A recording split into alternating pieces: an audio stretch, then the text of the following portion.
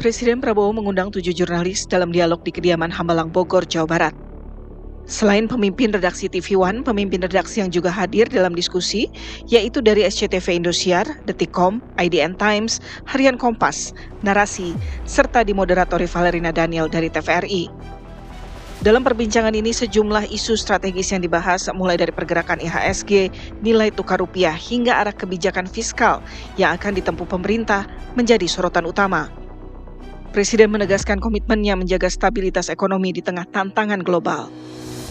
Isu hangat lain seperti revisi Undang-Undang TNI dan potensi pemberlakuan tarif dagang baru dari Amerika Serikat di bawah pemerintahan Donald Trump juga ikut menjadi pembahasan.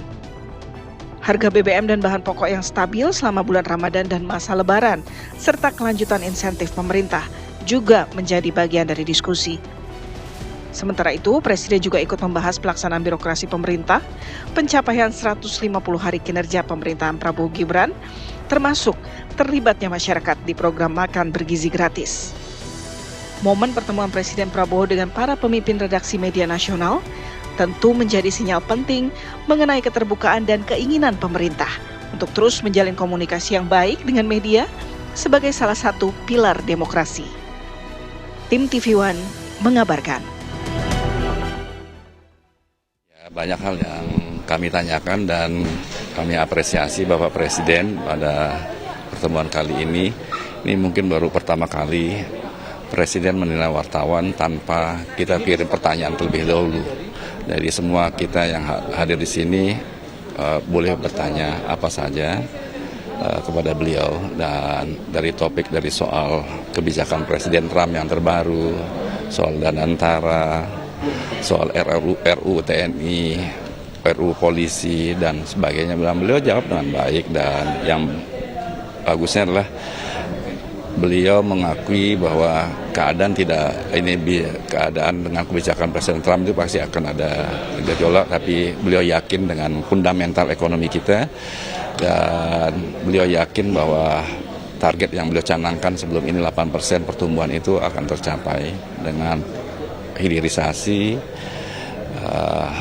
di berbagai bidang, dan beliau percaya bahwa dengan penduduk yang hampir 300 juta itu pasar yang besar dan hampir sama dengan Amerika. Sebetulnya tinggal bagaimana mengempowering masyarakat Indonesia dengan berbagai program agar memiliki daya beli yang kuat gitu. Ya pemirsa, tadi kita sudah menyimak bagaimana paket pengantar dialog kita pada pagi hari ini. Ada gaya komunikasi yang dilakukan secara baru begitu ya, hal yang baru bagi masyarakat Indonesia dengan yang dilakukan oleh Pak Presiden Prabowo Subianto dengan mengumpulkan para jurnalis senior. Tercatat ini sudah yang kedua, Andi Kumala. Iya, begitu tapi kalau ini lebih eksklusif karena hanya 7 jurnalis senior yang diundang. Apakah ini Presiden Prabowo Subianto ingin menunjukkan bahwa pada eranya ini era keterbukaan, era transparansi?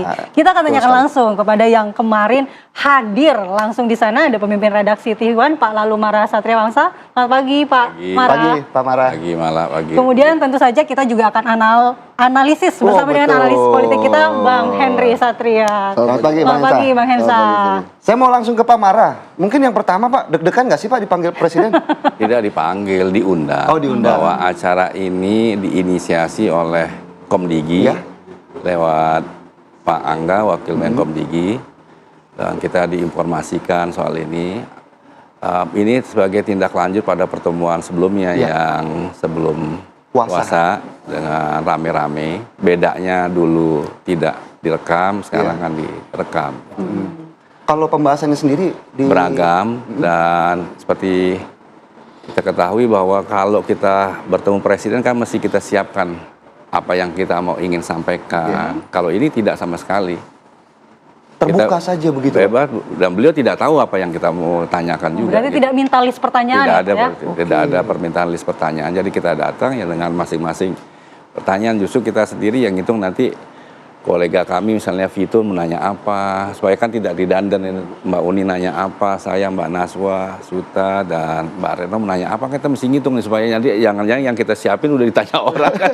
Biar nggak sama begitu ya. Biar nggak sama kan bisa itu. Jadi kita sendiri juga saling apa nih yang kita mau tanya supaya tidak kalau udah ditanya sama teman kan nggak enak juga Iya, masa pengulangan betul gitu. sekali. Nah, Tapi dari sudut pandang pemimpin redaksi, Pak, bagaimana Anda melihat gaya komunikasi yang ditunjukkan Presiden Prabowo dengan mengundang para jurnalis kemudian memberikan dialog dua arah begitu?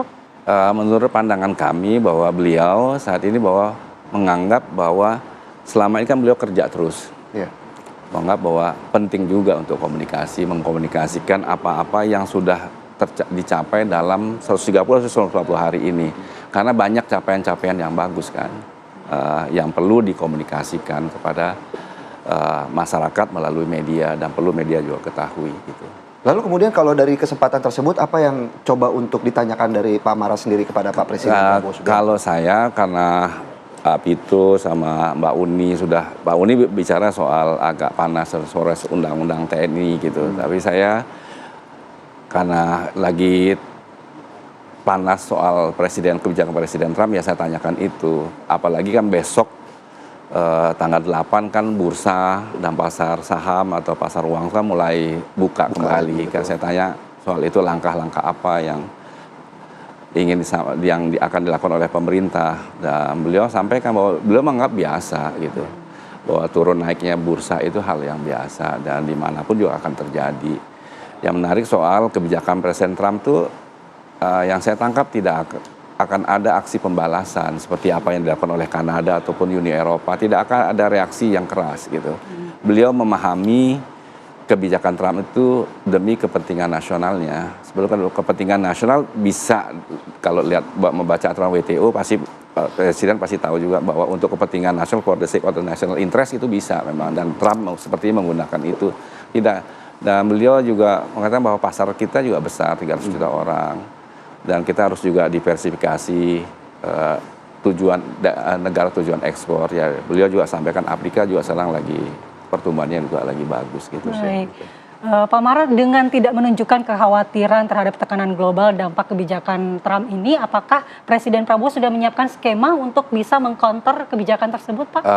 Beliau juga mengakui bahwa di kita juga ada kakunya gitu. Misalnya apa yang menjadi concern dari pemerintah Amerika itu misalnya soal TKDN, beliau akan komunikasi, jadi akan ada regulasi-regulasi yang untuk membahas soal ini. Gitu. Tapi yang pasti tidak akan ada aksi pembalasan atau reaksi yang keras gitu terhadap tarif resiprokal 32% ini dari Presiden Prabowo.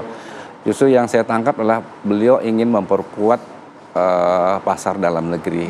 Gitu. Beliau lebih inward looking, jadi ngelihat kita ini punya 300 juta orang, kalau kita kuatkan ini kan suatu pasar yang besar gitu. Gitu kan, yang kena itu kan tekstil, sepatu dan furniture gitu. Dan kalau ini pasar kita, yang saya tangkap kalau ini nanti tekstil yang di luar juga bisa dibatasi masuk, sepertinya industri tekstil kembali lagi untuk menjadi tuan rumah di negerinya sendiri gitu. Tapi kalau kita lihat Bang Hensa, ada gaya komunikasi baru yang dilakukan oleh Pak Presiden Prabowo Subianto. Bagaimana sudut pandang Bang Hensa melihat pertemuan 7 jurnalis senior, 6 diantaranya Pemret loh, Bang Hensa? Ya, ini menarik ya. Jadi kan kita juga sama-sama tahu bahwa penilaian masyarakat, penilaian publik terhadap pemerintahan Pak Prabowo ini kan komunikasi terhadap rakyatnya tuh nggak bagus ya. Jadi komunikasi publiknya buruk, dan kemudian Pak Prabowo langsung turun tangan sendiri lah. Jadi berkomunikasi ke Pemret itu kan, Pemret ini kan punya gerbong yang besar ya, untuk menyuarakan pesan-pesan atau update pembangunannya Pak Prabowo gitu. Makanya ini strategis, dan saya harus apresiasi Wamen Angga nih untuk meng-create ini. Mudah-mudahan bukan seperti persaingan antara Komdigi dan PCO ya, tapi ini saya harus apresiasi Wamen Angga karena dia sensitif gitu. Ini ngeliat komunikasi harus diperbaiki.